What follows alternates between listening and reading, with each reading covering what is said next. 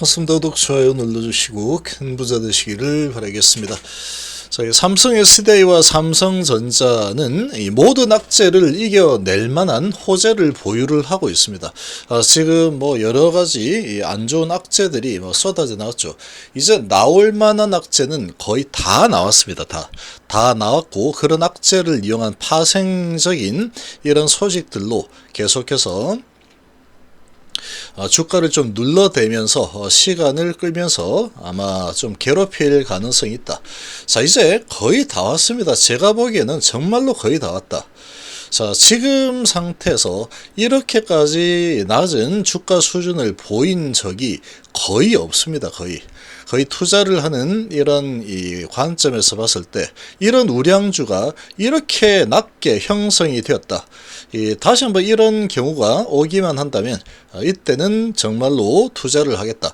이런 이야기를 시간이 2, 3년 지나고 나면은 그런 이야기를 하죠. 근데 막상 실천은 못합니다. 실천은 하지 못한다. 왜? 지금 당장에 이리저리 올라가고 하는 종목들이 많이 보이고 있기 때문에 빨리빨리 수익을 내고 싶기 때문에 신규로 들어가게 되면은 이런 종목에 투자를 하는 게 아주 어렵습니다. 자, 이게 개인 투자자들의 심리가 원래 그렇죠. 그리고 개인 투자자뿐만 아니고 투자자의 심리가 원래 그렇습니다. 자, 그러나 진짜로 투자를 하는 사람들이라면 이런 상황에서 잡아 들어가죠. 대표적인 예가 워렌 버핏이라고 보시면 됩니다.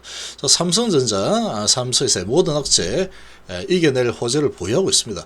버티면 열릴 종목이냐 아니냐를 보시면 됩니다. 일단 우선 이렇게 이제 주가가 박살나 있는 수준에서 아주 힘든 시간을 계속 보내고 있는데, 과연 계속 내가 버틴긴다고 이런 이 기업이 이 쓰레기 같은 기업 같은데, 주가만 보면 이 쓰레기 같아. 그런 느낌이 드는데, 이 쓰레기가 정말 다시 환골탈퇴 해가지고 정말 엄청난 급등이 다시 나와줄 수 있을까?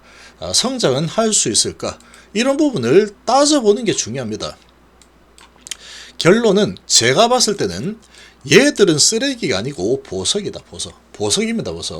절대로 얘들은 잘못되지 않습니다. 절대라는 말을 쓰기 어렵겠지만, 제가 보기에는, 제가 삼성 출신이라서 그런지 모르겠지만 삼성전자 SDI는 이거는 버티면 열릴 수밖에 없다, 이렇게 보고 있습니다.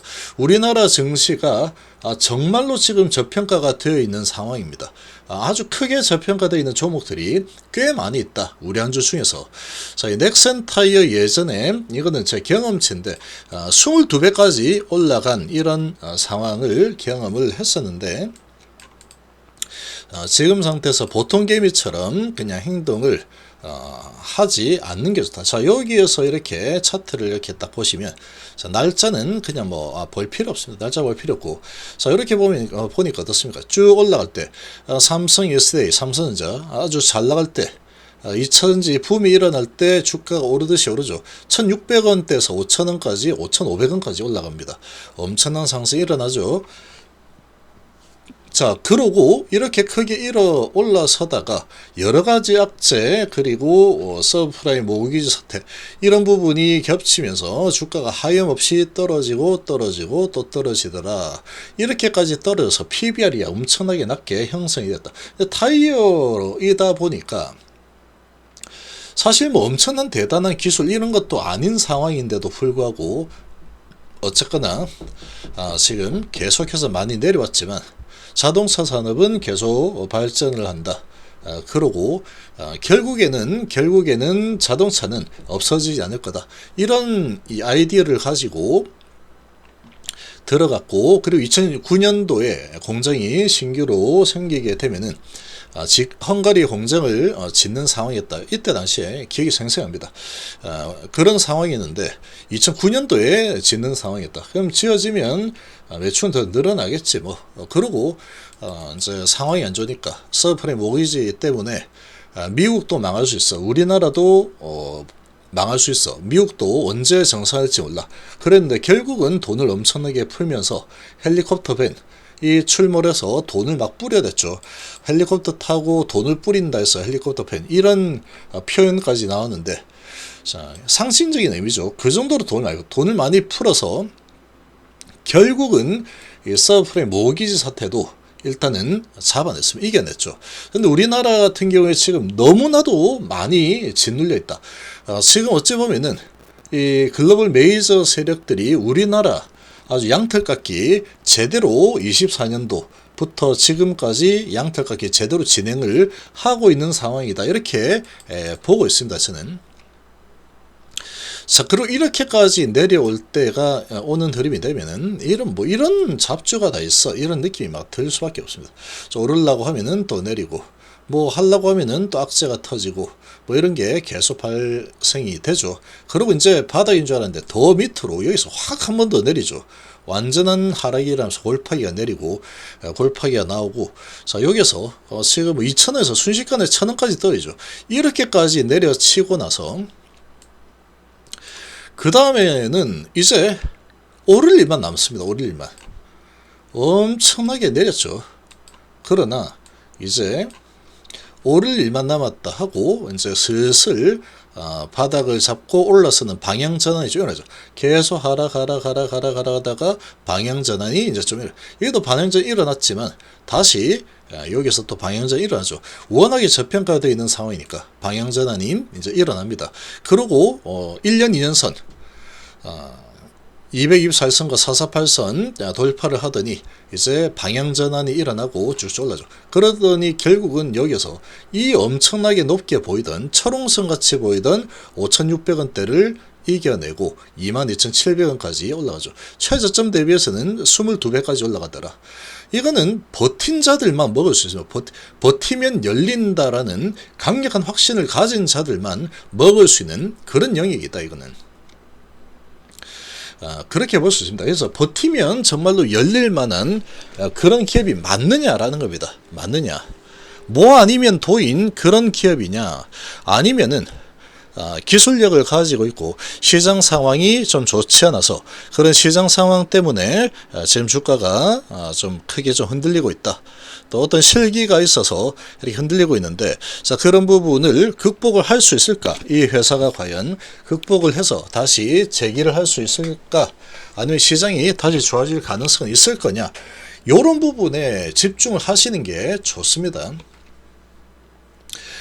이 전기차 시대는 반드시 옵니다. 반드시 오게 돼 있다. 지금 전기차 비중이 상당히 많이 늘고 있습니다. 캐즘이라고 하고 있지만 많이 늘고 있고, 이 캐즘이 이제 좀 마무리가 되게 되면은 전기차 대중화 시대가 오게 되면 다시 한번 전기차 정성 시대는 올 수밖에 없다. 그렇게 보시면 됩니다. 테슬라를 아주 오랫동안 투자해서 월급쟁이가 장기 적립식으로 투자를 해서 뭐 100억에서 200억 정도 벌고 회사 퇴사했다.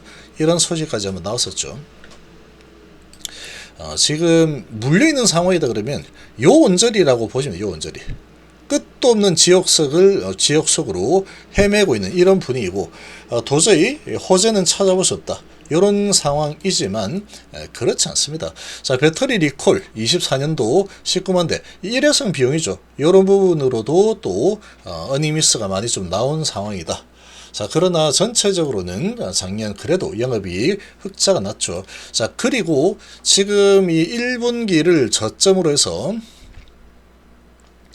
1분기를 저점으로 이제 다시 살아나는 움직임이 나오게 될 거다. 이런 전망들이 좀 나오고 있습니다.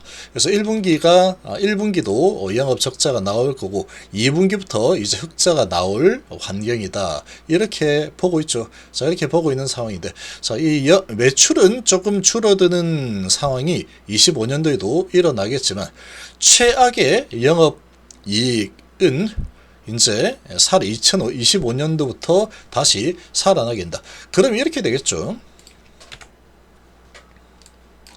자, 캐즘이 계속 되지 않습니다. 가다가 내려다가 이렇게 가겠죠.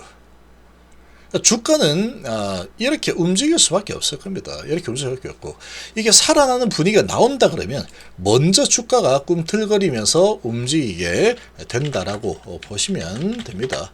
그래서 지금 이 상승에서 여기까지 내려와서 무슨 뭐 안 좋네 안 좋네 리포트 내고 이거는 뭐 맛이 갔네 안 돼, 이런 이야기들이 계속 나오죠. 최바닥권에서 나오고 이런 게 나오고 있고, 자, 개인들 매도하라고 뭐 이 게시판 이런 곳에서 엄청나게 부추길 겁니다만, 희망이 없다, 얼마 더 밑으로 가서 언제 끝이 났는데 이어서 없을 수 있다, 뭐 이런 식으로 뭐 할 텐데, 그렇지 안 없어집니다. 이런 데서는. 자, 이렇게 보시면 됩니다. 그래서 2분기부터 좋아진다 그러면, 지금 이제 1분기가 2월달, 3월달 2달 남았죠. 두 달 남았는데 1분기도 이제 지나가고 있죠. 지나가고 있는 상황이다. 그러면 이 메이저들이 어떻게든 최대한 내릴 수 있는 만큼 내리려고 할 겁니다. 그랬다가 올려야지 개인들이 이제 좀 올라가면은 물량을 많이 내놓게 되죠. 이제 오르는 것보다 좀 오르면 팔아야지, 팔면 다시 내려올 거니까, 이렇게 마음을 먹겠죠. 최대한 그러니까 이런 악재를 계속 뿌려대고 최대한도로 지금 100개 먹으려고 할 겁니다. 그런 부분에 당하면 안 된다. 자, 그리고 삼성전자 같은 경우에도 정말 많이 내렸죠. 그리고 딥시크 쇼크로 한번 좀 밀렸는데 거래가 많이 터졌죠. 바닥권에서 거래가 엄청나게 많이 터졌다. 호재입니다. 호재. 좋은 호재다. 일단 이 두 종목의 공통점은 정말 좋은 호재. 너무나도 낙폭이 너무나도 크다. 내릴 만큼 내린 수준이다. 이게 가장 큰 호재입니다. 가장 큰 호재. 그리고 이제 돌아서는 흐름이 나오게 되면은 이제 언제 그랬냐는 듯이 다시 쭉쭉 올라서고 정고점 돌파까지도 밀고 올라갈 가능성이 가장 크다. 그렇게 볼 수 있습니다. 자, 왜 그러냐면은 지금 삼성전자 같은 경우에는 지금 HBM 수혜 못 받는다 이런 것 때문에 지금 계속해서 짓눌렸죠. 주가가. HBM 3 8단은 제품 콜돼서 납품을 시작을 했고, 자, 이제 개선 제품 12단이죠. 1분기 말에 공급 예정입니다. 자, 2분기 본격화가 될 거다. 이렇게 예상을 하고 있죠. 2분기부터는 매출이 크게 급증하겠죠. 그러고 이제 엔비디아의 대항마 브로드컴이죠. 이 브로드컴이 본격적으로 또 이렇게 칩을 또 필요로 한다. 그러면 강력하게 또 물량을 가장 많이 공급을 해줄 수 있는 게 또 삼성전자다. 이렇게 또 볼 수 있기 때문에 이제 안 좋은 이 시기가 풀리게 되면은 폭발적으로 풀릴 가능성이 아주 높습니다. 아주 믿을 만한 기업이다. 이런 종목들은 믿을 만한 기업이니까 믿고 가면 됩니다. 믿고 가면 된다. 못 믿을 이유가 없다. 자, 이렇게 보시면 됩니다. 올해 HBM 2배로 확대할 예정이다. 내년엔 더 확대되겠죠, 당연히. 그 딥시크가 이렇게 나오면서 저가형도 이제 더 많이 팔리는 상황이 될 거다. 그리고 이리 되든 저리 되든 간에 삼성전자 주가의 위치에서 본다면 어떻게 되든 간에 호재입니다. 호재. 어떻게 되든 간에 호재다. 자, 그리고 이제 중국 관세 이제 10% 붙인다. 이런 소식 나왔죠. 중국 본격적으로 때리기 시작을 하게 될 거다. 이런 부분도 지금 어찌 보면 반도체, 우리나라 반도체 2000제는 호재로 작용을 하게 될 거다. 이렇게 보시면 되겠습니다.